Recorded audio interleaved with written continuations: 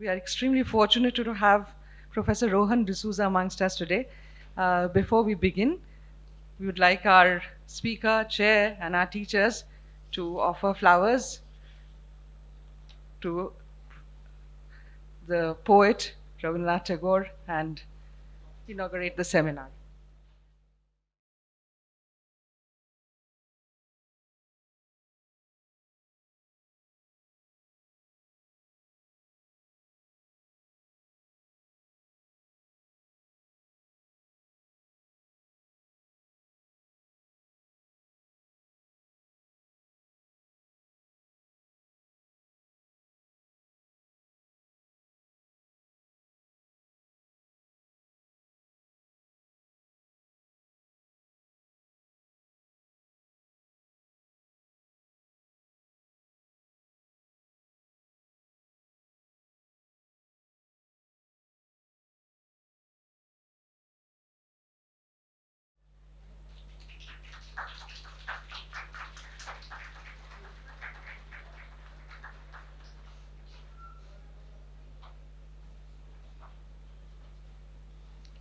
Could I now request our speaker, Professor Rohan D'Souza, and the chair, Professor Nupur Dasgupta, to please come to the dais.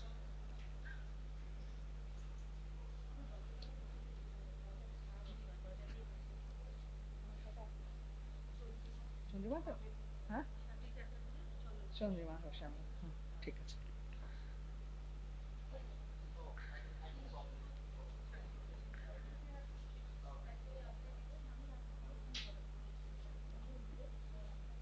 We would now like to felicitate our guests, and I would request Ms. Shati Chatterjee to felicitate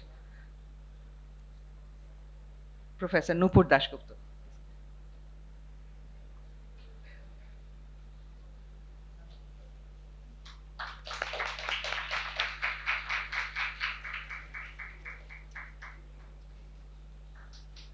Could I now request Dr. Chandrima Goswami to felicitate our distinguished speaker, Professor Rohan D'Souza.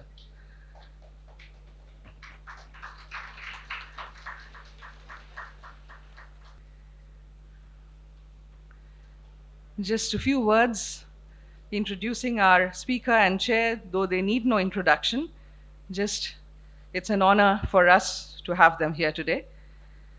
Professor Rohan D'Souza is professor at the Graduate School of Asian and African Studies, Kyoto University, Japan. He is author of Drowned and Damned: Colonial Capitalism and Flood Control in Eastern India.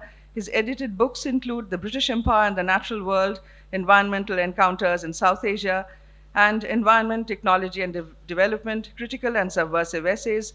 He has held postdoctoral fellowships at Yale University and the University of California, Berkeley.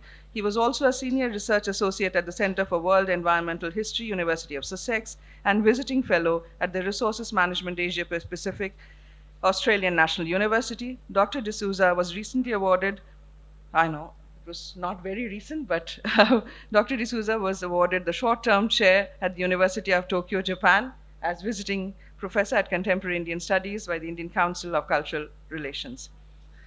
And our chair today, Professor Nupur Dasgupta, former professor, University of Jadavpur. She has several publications to her credit: Indian Medicinal Plants in Shifting Terrains of Science, Botanical and Medical Literature of 19th Century Bengal, and edited volumes, Tilottama Mukherjee and Nupur Dasgupta, Religion, Landscape and Material Culture in Pre-Modern South Asia. So over to the chair without wasting any more time.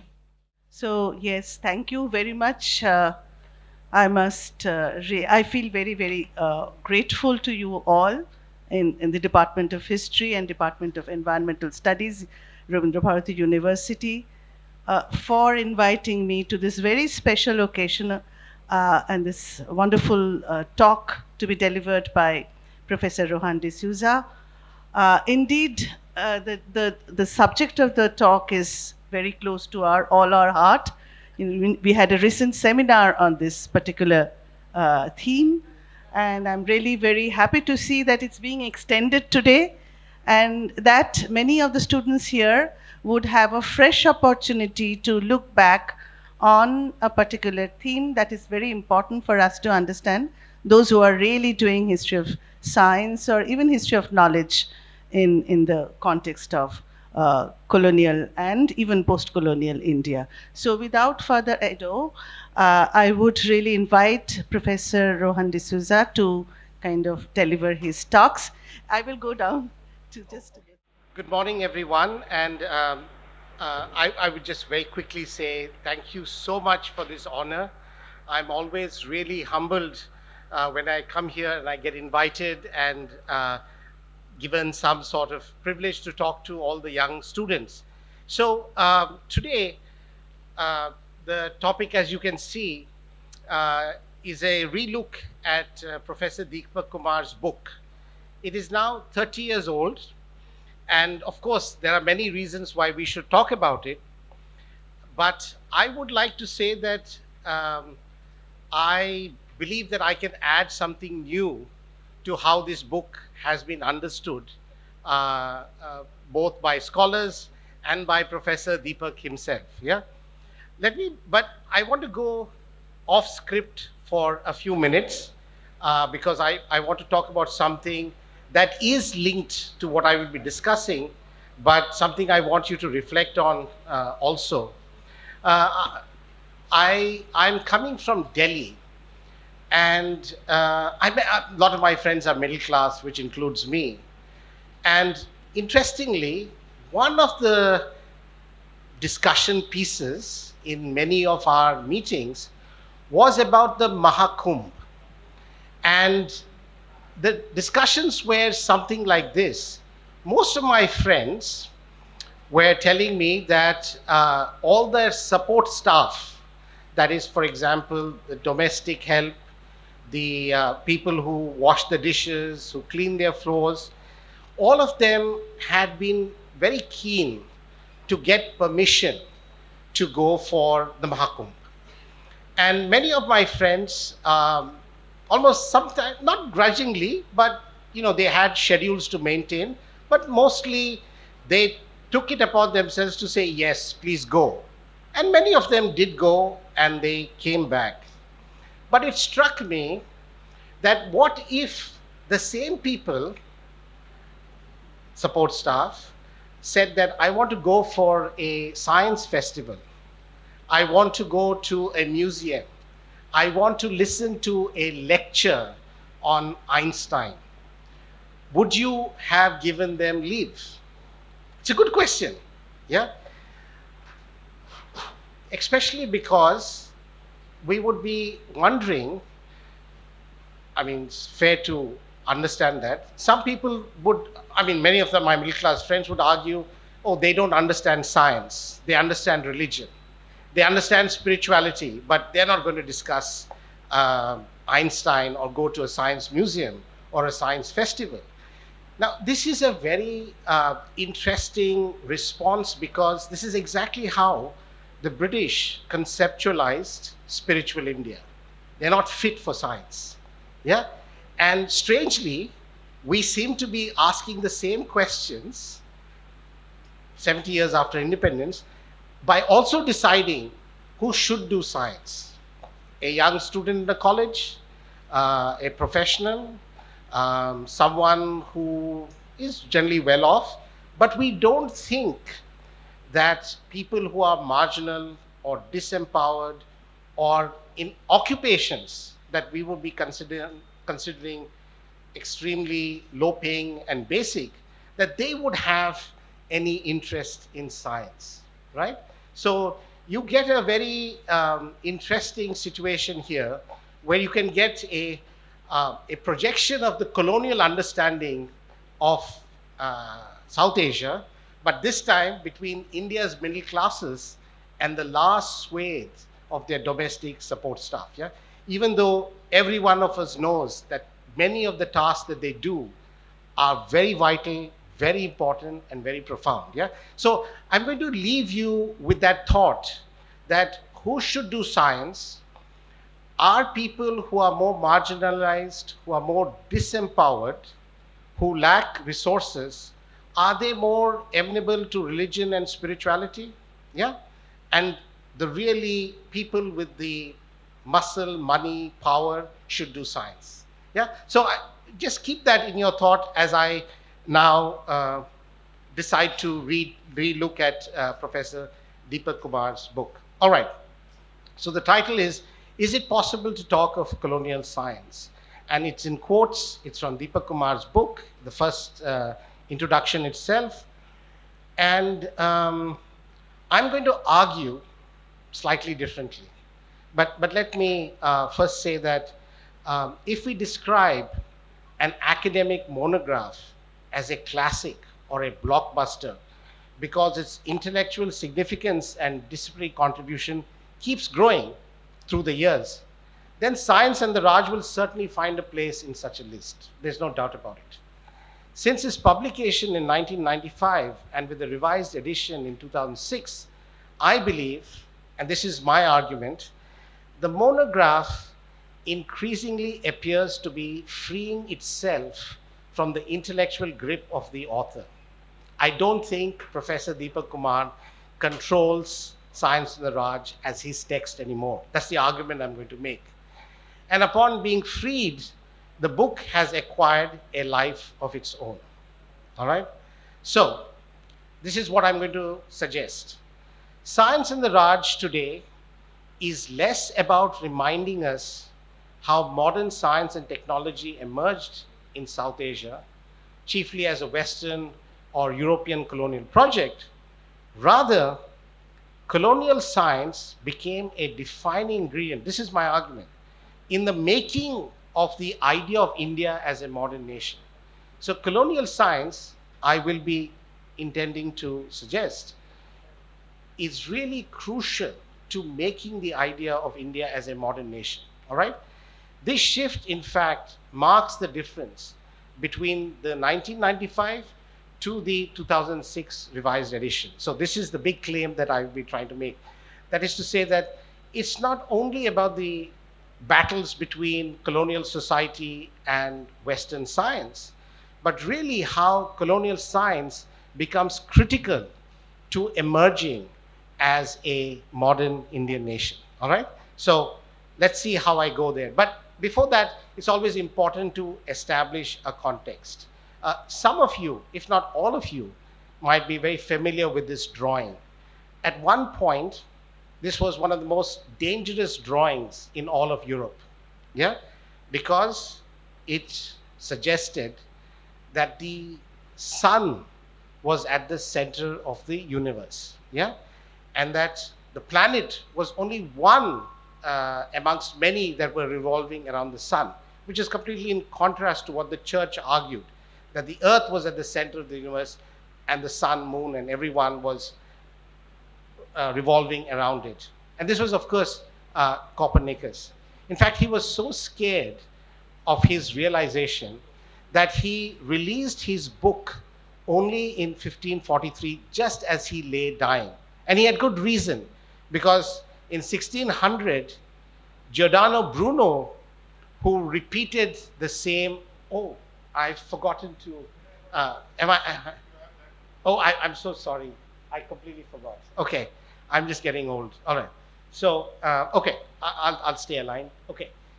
In 1600, Giordano Bruno basically got burnt at the stake for saying the same thing, that the earth was moving around the sun. So you can see science, danger, religion, death, burning. So a very difficult and dangerous enterprise. Right. Now, right. And it's not only Giordano Bruno. When Galileo began to use the telescope and began to think about the same questions that Copernicus had, he too began to realize that the church's notion of nature and the cosmos and astrology and astronomy were really on very tricky grounds. And Galileo advanced the idea that nature reveals herself in the language of mathematics, right? And he too came up for a trial. in 1633.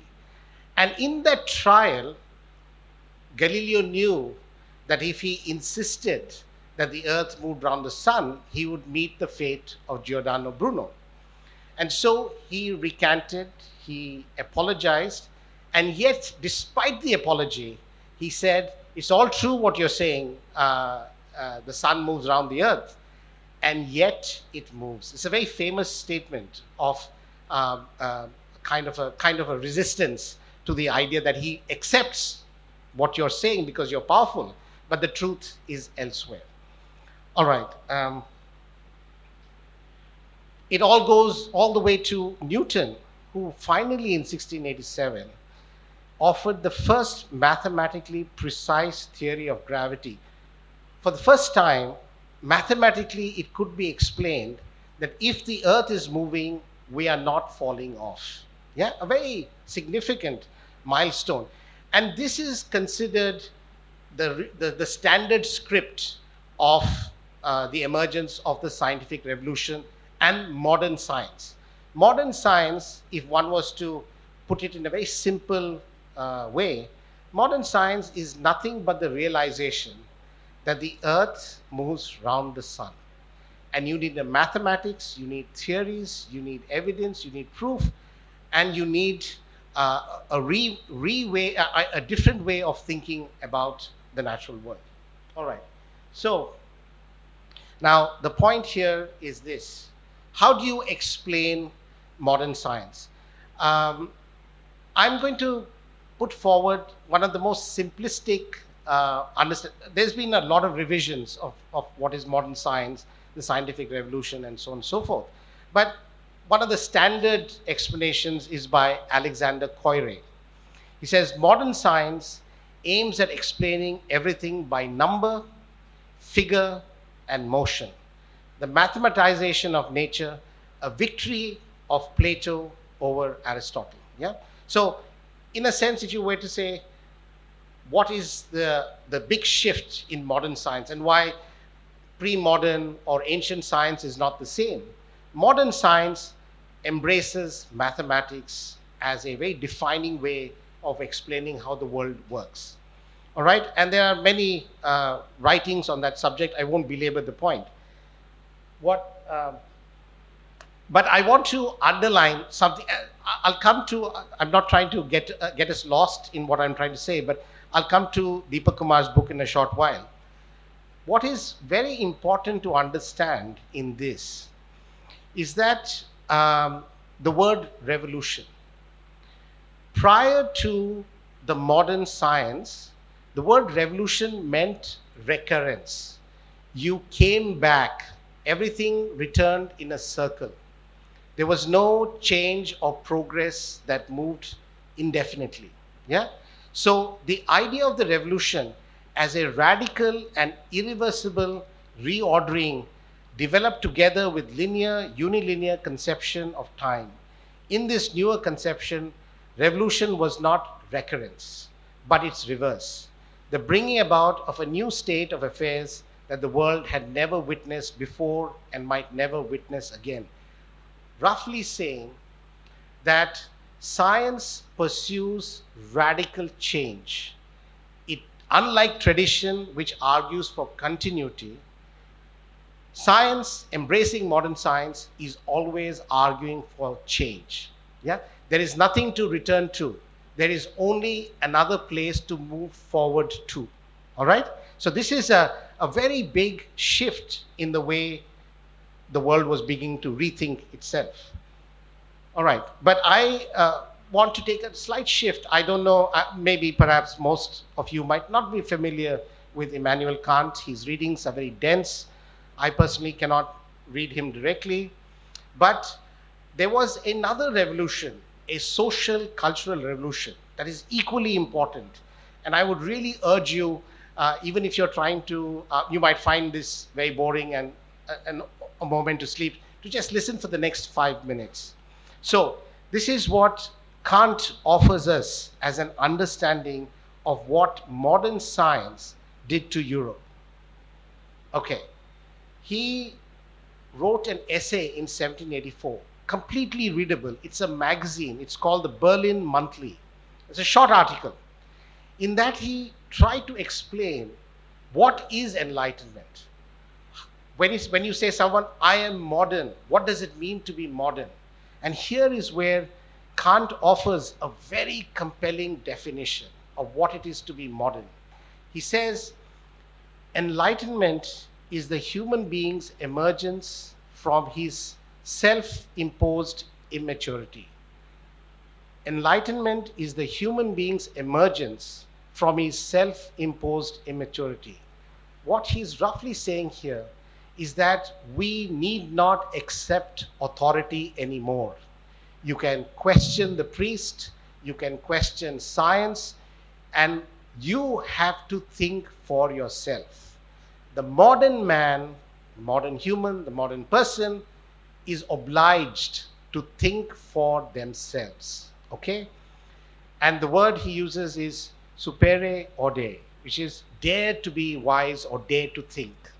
Right? So please understand, the whole emphasis of Kant is to say modern science, the scientific revolution, Newton, Galileo, Copernicus, they all are adding up to one thing. The idea that you should think for yourself. All right? And therefore, for Kant, enlightenment or modernity marks a split between two spheres. And this runs through our lives. Public reason, that is science, civic institutions like the university, the hospital, the laboratory, law, all of this are based on public reason. Why are they based on public reason?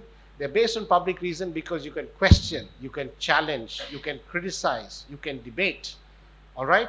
And you will move forward, not in a circular fashion. So everything has to get better, more significant, more difficult, more important. But Kant knew that he would run into trouble with the church. So he said, split personality.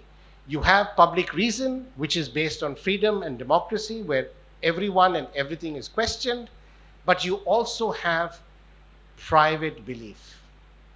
The sphere of religion, of the family, the authority of the father, the authority of the priest. So he says, modern man, modern humans, modern person, they are split personality. At one level, when you enter the laboratory, you are no longer accepting authority. You enter a school, you enter a university, you are no longer accepting authority. You are taking on the freedom and you need the responsibility to think for yourself. All right? You don't have to listen to anyone. You have to be convinced. Right. But in the realm of private belief, there need not be freedom, tradition,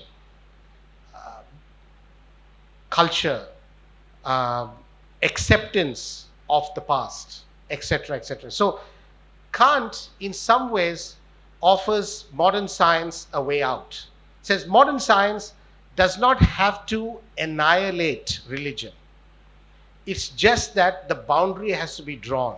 When you come to the school, you come to the university, you come to the laboratory, you come to the hospital, modern science. You go home, you can believe whatever you want, and it's no one's job or duty to stop you from that. However, don't use modern science methods in the realm of private belief. So if I'm a believer of a certain faith and somebody asks me, prove God exists, you don't have to prove God exists because faith does not require you to do that. But the minute you're in a public reason, space of public reason, you have to offer evidence. You have to give proof. You have to show method. All right? So, but of course, we also know that's not the story only of modern science. Modern science, technology also was something that promoted European colonialism.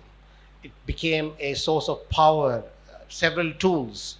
yeah, by which other societies could be dominated.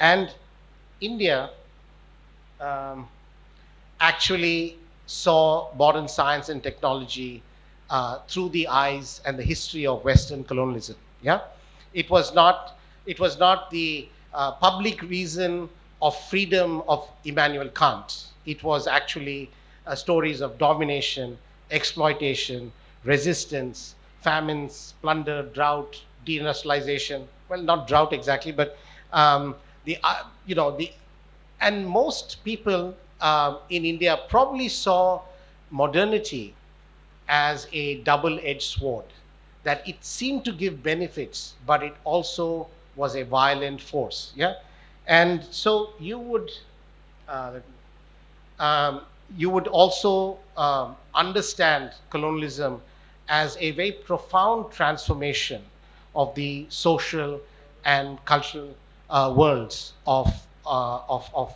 South Asia. Yeah, I mean we are familiar with this, and a lot of Indian history is devoted and dedicated to explaining these transformations. Yeah, and some even argue that South Asia is yet to recover from the permanent settlement of 1793. Yeah, um, but I want to give another context to Professor Deepak Kumar's book, or Science and the Raj, more correctly, and that is a book that came out in 1988, an edited volume by Ashish Nandi. And this book is very significant, and I'm sure it was something that haunted Science and the Raj as it was being written. It was a collection of essays which said that science as a reason of state.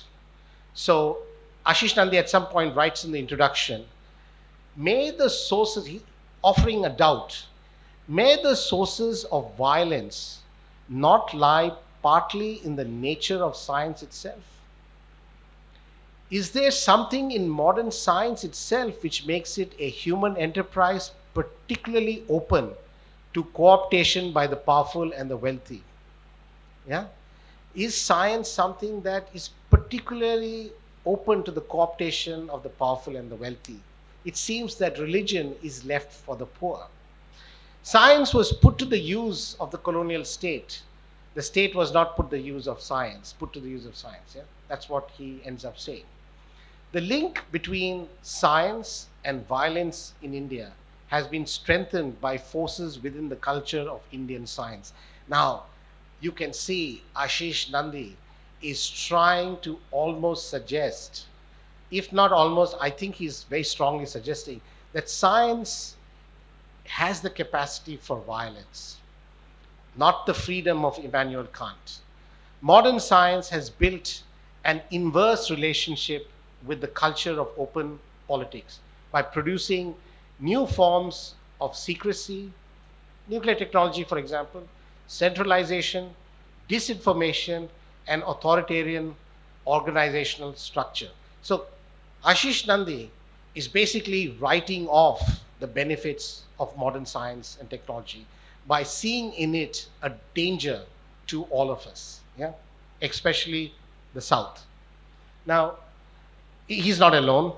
Claude Alvarez, look at how Claude Alvarez writes. He says, a civilization driven by a theory of science and by machines, ipso facto becomes a colonizing force and aspires to bring under its sway every other culture that has based its survival on a natural relationship with its surroundings, almost implying India was better off before modern science emerges. And then he writes, colonial science has survived colonialism's formal departure from the third world in the form of a Trojan horse.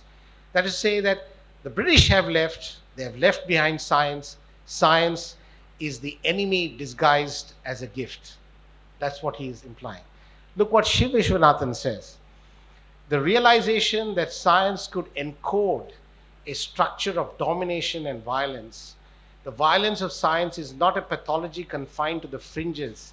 It resides in the banality of everydayness, insurrection of the little knowledges. He ends up arguing that science captures the everyday through a lot of performance, even as it unfolds incredible violence, and it suppresses and gets rid of traditional knowledges, different knowledges. Yeah. So you can see that before Professor Deepak Kumar or Science in the Raj is being written up, there is already a very powerful obituary that has been written of that project. Yeah. So let us come to Science in the Raj. But before that, someone who's been incredibly sympathetic to Science in the Raj is Zahir Babar, who's written the book The Science of Empire. I think came out much later than Science of Raj.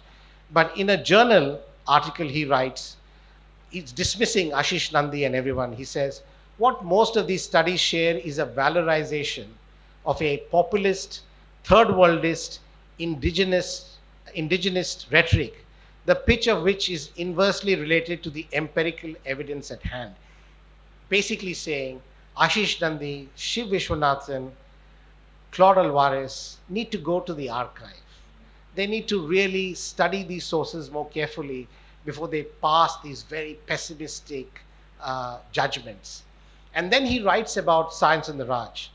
Kumar's important book represents one of the few serious attempts to develop an account that is firmly grounded in a wide range of primary sources. So what Zahir Babar is saying is that if you were to go to the the archive, and study it carefully, the different documents, the different kinds of records, we will get a very different picture from what Ashish Nandi and Claude and various others are putting forward. So now this was the basic introduction that I wanted to give before I get to Science in the Raj. Science in the Raj offers straightforward, page number 1, a clear-cut definition.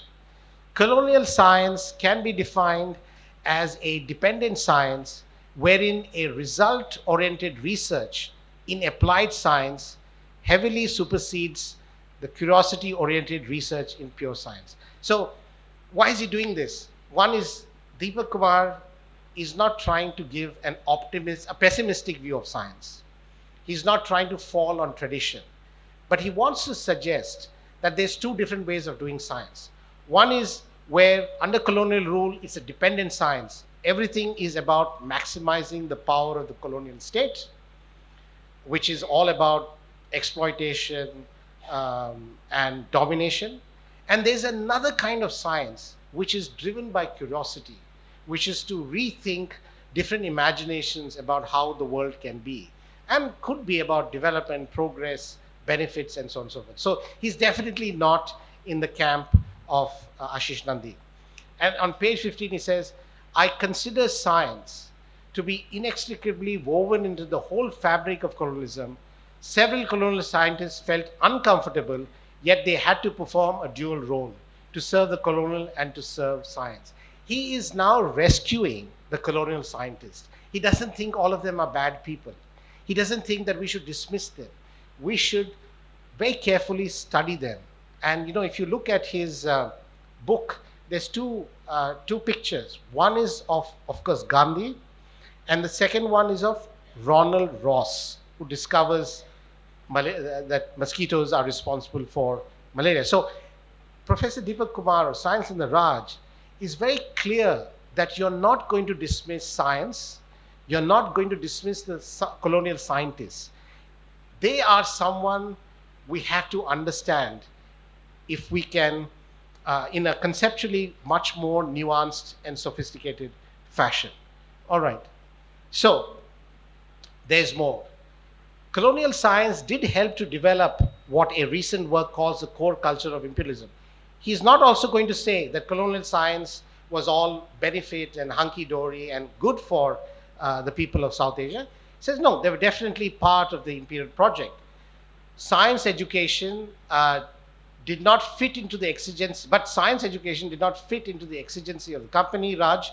Even the much publicized Woods Dispatch of 1854 did not pay the required attention to it. sorry, this is a bit garbled, but what he's saying here is that even at the level of science education, the colonial authorities withheld the study of a curiosity-driven science. They tried their best to make sure that it was linked to the empire's strategy of domination. Okay, right. First 5 chapters, the book is like 100 different plots. If anyone has read it, I'm sure many have, it's very difficult to summarize it in such a gathering. But there are discussions on the relative autonomy of colonial science, native accommodation, resistance, the emergence of scientific institutions, trust, fear, innovations. It challenges the idea of the native only being a spiritual being, looks at racism, education. You get many of these plots running through the first 5 chapters. Yeah. So I'm not going to run through all of them, but he gives a very huge story, very complex story, and it is best to actually move to page 113 when you see suddenly the book aims to shift gears entirely. This is when a new strategy in the book emerges. The Raj, Deepak Kumar says, was founded on conquest, but its continuance depended more upon how it was able to elicit consent from its subjects. So suddenly we are told it's not only the story of domination and exploitation. The Raj is equally interested in consent, in a partnership, in getting people to work with the imperial authorities. So if the question of consent emerges, then we have a very interesting chapter 6, where he says, with the expansion of the railways and irrigation, the colonial government needed to train native mechanics, engineers, etc., etc. So right now, what Deepak Kumar is suggesting is that the colonial state has to open its hands. It has to allow science to basically walk through colonial society. Science and technology had to be, even if grudgingly, loosened onto the subject population at large. So they had no choice. If they wanted to make money, if they wanted to extract, people had to know about science. And this is where there's a very interesting section on Mahendralal Sarkar. Many of you are familiar with him. He founded the Indian Association for the Cultivation of Sciences. I am going to argue that for Deepak Kumar, Mahendralal Sarkar actually offers a very significant intervention. In another book that he recently brought out, very recent, 2023, here's a set of sentences which I want you to reflect on. He says, in 1876, after a great deal of effort and controversy, the IACS was inaugurated in Calcutta. This event was no less important than the establishment 9 years later of the Indian National Congress, a political forum that was to spearhead the national movement. Now, this is stunning by any estimate. Science in the Raj is implying that actually the push, the determination, and the drive for nationalism, for freedom, does not emerge really as a political question or a political requirement. It emerges as a problem of science. I'm going to repeat that. India's freedom is a result of a problem of science, not only a political question. This is what science and the Raj might be implying. Let me go to the next. There's more evidence. He writes in, is the IAC, sorry, these are my words, but is the IACS of 1876 much more a marker for the emergence of Indian nationalism and the critique of Western colonialism than the Indian National Congress of 1885? is Science and the Raj implying that? Was Mahendralal Sarkar establishing the first possibility for a national consciousness that was to be based on public reason? Science as the cultivation of a rational approach to define the secular, and the secular as the basis for freedom. Public reason needs freedom. The scientist needs freedom, right? And I think Science the Raj is trying to say that the main earthquake was 1876. 1885 was a tremor. If India is to go forward, right, in page 354 of another book, which is actually the chapter that becomes chapter 7 in the second edition, the IACS symbolized the determination of a hurt natural psyche to assert itself in an arena that formed the kernel of Western superiority. The shift from colonial dependence to national independence had begun. Science and the Empire and many writings of Professor Deepak Kumar is telling us that it is Mahendralal Sarkar and the IACS, rather than only the Indian National Congress of 1885, that actually makes the case for India's freedom as a rational, secular, thinking sphere for public reason. Okay.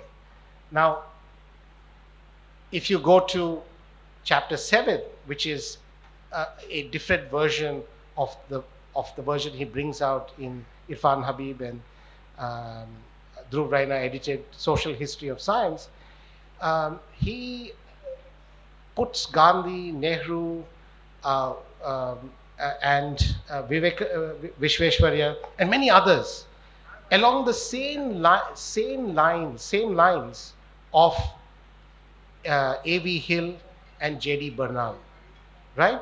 So this is now something extremely interesting. You're not getting colonial scientists against the Indian people. You are getting the Indian people in partnership with the colonial scientists.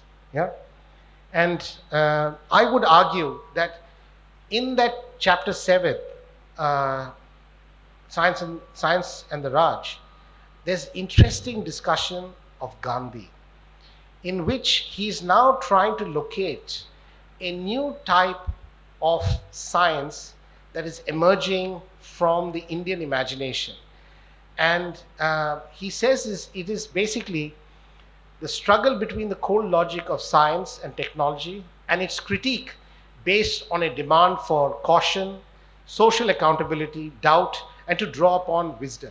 So it's not, curiosity-driven science is also more economically and socially responsible than simply the dependent science of the colonial state.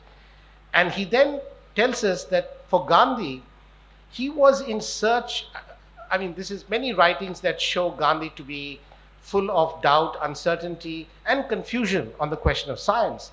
But for Deepak Kumar, that confusion is not as simple as it's made out to be.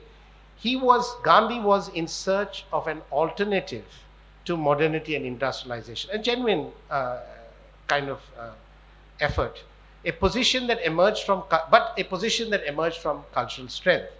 Gandhi did not suffer from an identity crisis, unlike others, so he wanted to rethink modern science and technology from a kind of a social accountability position and from a position of trying to challenge it to make sure that it remains committed to the poor, the marginalized, and the disempowered.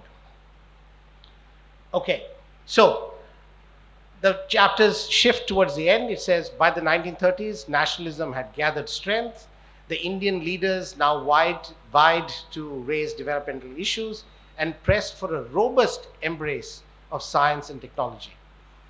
Indigenization overwhelms the colonial science, even as it has to deal with several tensions and fault lines between economic planning, nation building, and the creation of a modern secular consciousness. India was as much committed to materialism as it could be about being spiritual. That's the implication of chapter 7. One could get the impression from reading that chapter that the real appeal for India's freedom from colonial rule lay in the promise that an independent and free India could take further the project for running a rational society based on modern science and technology. Why do we want our freedom? Not only because we are against exploitation and domination, but we actually want to perfect and enable a rational material society. That's what emerges from that chapter. Yeah. So one could understand Science and Raj as offering a new set of arguments for India's freedom. That's my claim. Not only a critique of colonial exploitation, racism, and the suppression of the subcontinent's human possibilities, but political freedom, in essence, meant the ability to develop a rational society based on modern science and technical advancement. The critique is the British colonial rule was preventing us from becoming a material, modern, rational society and a society that could develop public reason. Independent India was as much a materialist society as it could be a spiritual home. Right? I just want to underline that it's not only Science and the Raj that makes these claims. If you were to run through Gyan Prakash's Another Reason, Manu Goswami's Producing India, and also David Arnold's volume on medicine, technology, and science, 2004, 1999, 2004 again, you can see this refrain now. There is a corrective. Suddenly, the power of science and technology, the implications of the transformation that the British brought in is that those consequences resulted in the need for freedom. All right? Modern India really becomes a strong case, not only because of economic exploitation, but all the values, the imaginations, the thinking, and the arguments that modern science could give and technology could give. Yeah? So they write here that British India was marked by the introduction of the railways, the telegraph, perennial irrigation, Western medicine, and so on, involving profound and radical transformations that rationalized culture and geography. Yeah? And freedom was a deepening of public reason. Yeah? So I should end here, and you will see, I'm trying to bring this together. Colonial science creates the context for public reason in India and is the thread that runs through Science and the Raj. There is an implication that the idea of India as a modern nation was made possible because of the emergence of public reason, for which colonial science was a defining ingredient. But today, the small story I just said at the start, we can still ask, who is public reason for? Not for the disempowered, for the marginal, for this lovely book, I don't know if anyone has read it, 2017, Made in India, talks about the revolution of domestic, how domestic support staff got into the big cities in the 1990s and helped the takeoff of the economic boom that came, because all these women were working in kitchens, cleaning houses, taking care of children, and that freed a different kind of labor possibility. Yeah. So, on the other hand, or has private belief gone public in today's India? That's another question one could ask. But I should end by saying that, people who are very involved in our intimate spaces, cleaning, cooking, taking care of the children, washing the cars, driving people around. We are middle class. I wonder why we don't think that science should be a significant intellectual challenge or demand on their time? Why is it that they are confined only to the private sphere and we are able to manage both public reason and private sphere? Yeah? And I think science in the Raj, maybe not intended, and that's why I said at the start that the book has been freed of its author. I think science in the Raj compels us to pursue these questions. Yeah, thank you.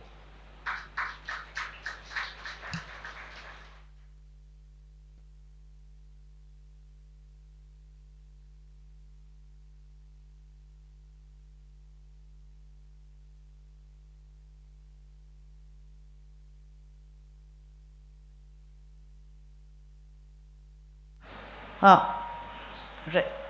That was fascinating, and really, you have shown us, you have opened an entirely new horizon before us and posed a very, very important, very relevant question, which I think bogs all of us right now, and especially your reference to Kumbh. Mind you, it is not only the class that you mentioned that rushed to Kumbh this year, but among my friends, those who belong to middle class, I think at least about 70% of my friends had gone for Kumbh. So the question therefore widens, you know. It takes not only the particular group, the service people, it also involves the white collar job people, retirees like me, uh, whether the private is now overlapping with the public, and then what should be the way out, or if people are really searching for the way out. That's also a very big question. So with that, this very fascinating lecture, I think it's extremely meaningful epilogue to Science and the Raj. And I really welcome, I think we should take questions from students and all of us here. Yeah. I mean, while everyone is getting, perhaps thinking through a question, can I just as a quick response, you know, it's not, what I'm trying to say is that as middle class people, we can straddle two worlds. We can be part of public reason and we can be part of private belief. But some people are denied that possibility. So they are confined. So I'm not against the Kumbh going or whatever, I'm not suggesting. But I'm suggesting that why is it that only some people are entitled to have both sides? Yeah. Okay.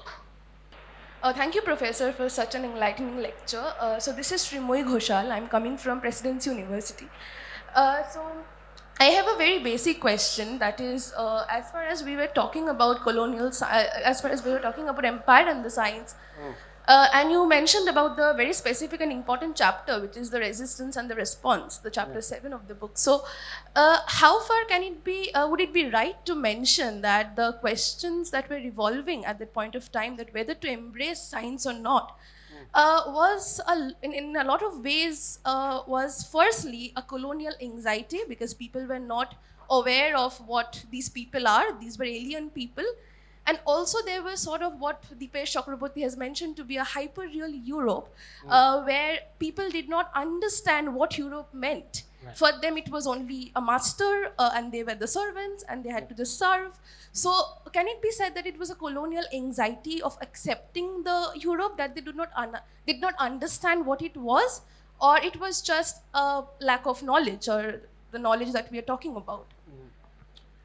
Okay, so maybe let me just clarify if I've understood the question. Yeah. So you might be implying that most of the people in South Asia were somewhat unclear as to what colonial science meant, which is why they didn't kind of embrace it in a very gung-ho manner. Is that what it is?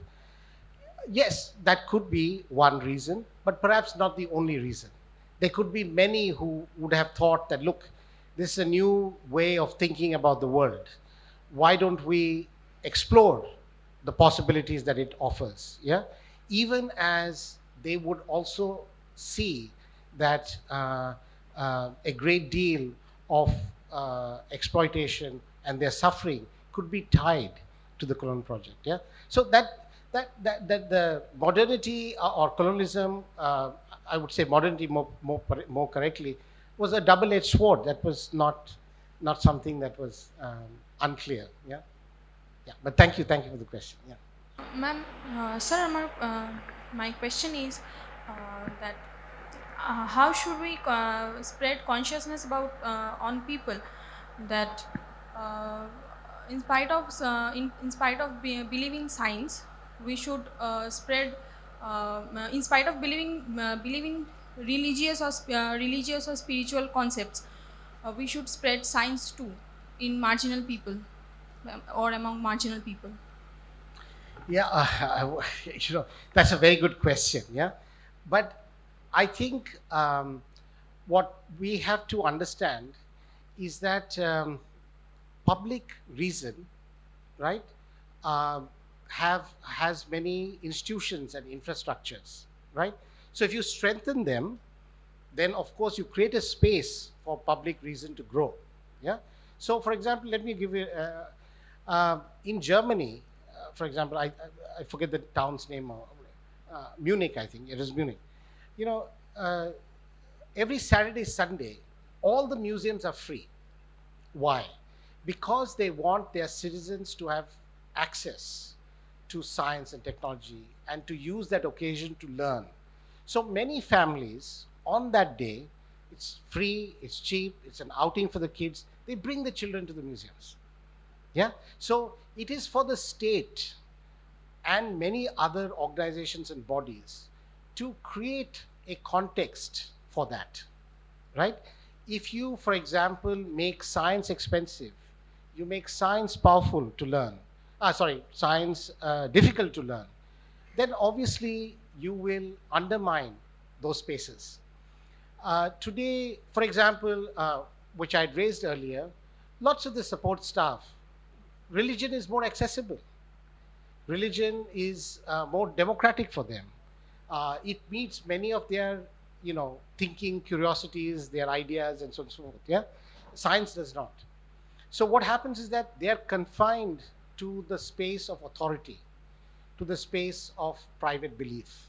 They're not given a chance to explore possibilities outside of that. There is nothing equivalent in India of a BBC.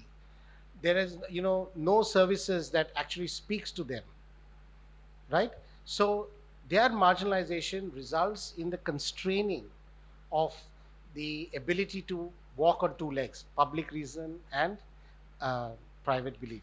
Are you getting what I'm saying? So it's not a question of only us saying, I want to teach you science. No, there are lots of infrastructures and institutions that are critical. So when Mahendralal Sarkar is instituting the Indian Association for the Cultivation of Science, he's doing it as an institution. He's not doing it as a person. Yeah, right? So one could argue that maybe it is worrying in India how these institutions are not growing or not developing at the pace that they should. It is also worrying sometimes that there is a spill of the private belief into the public sphere of unreason. Suppose I'm ill and I go to someone to, I got cancer and I decide to go to some quack. Yeah, because the treatment is so difficult in a modern. So there are many lines of this, but it's a very important thought, and thank you for asking that question. Thank you, sir. So basically, this is a question of educating or widening the scope for education. And it starts at the elementary level, and the quality of education that is being disseminated at the elementary level, which should be accessible to all the people. And that's the crux of the problem. And what are the kinds of themes that are being taught at the elementary level, free of cost, so that the mass can access it? So quality mass education had always been a problem in our country, and it's back from the colonial times, and it has not been really been illuminated even now. So that's one of the points, I think. Yeah. So my question is, you said we need to promote science for the marginalized people, but how do we differentiate that the science we're promoting is not the colonial kind of science and it is modern science? Because they are not aware of it. So how do we perceive that what they are perceiving about the notions of science, that it is not about domination or danger or more about curiosity? So how do we differentiate that they're perceiving the right notion about it? Because they are not aware of it. Well put. Let's not look at this individually, right? But the thing about science, if you were to look at Karl Popper, according to him, science is defined by this ability to prove you must have the ways of proving it wrong, right? So if it's wrong science, bad science, flawed science, inadequate science, it should have the methods of proving that to be the case, right? While belief does not have any questioning of it, right? So even if science is dominating, exploitative, extractive, we can challenge it from within the domains of science itself. Yeah, right? So it's not a case. Look, again, I'm using this word science very loosely. There is a very substantial scholarship that challenges, what notion of science, whether it's truly liberating, whether it has a method. There's a huge debate. I won't get into that. But the point you're making is something like this. If we want to develop a rational, secular outlook based on public reason, why is it public? Public because it is the domain for discussion, debate, and disagreement with freedom. So reason is never free from disagreement. It's never free from questioning, right? Because we accept no authority, right? So similarly, science, once it is part of public reason, it is subjected to scrutiny, right? So we can't, we might say this is, there are many scientific theories that are flawed, wrong, inadequate, but they should be subjected to scrutiny. While tradition and religion need not be subjected to scrutiny. Yeah, thank you. Thank you, sir. With a big thanks to Professor Rohan Thank D'Souza you. for this wonderful lecture once more, and a round of applause. Thank you.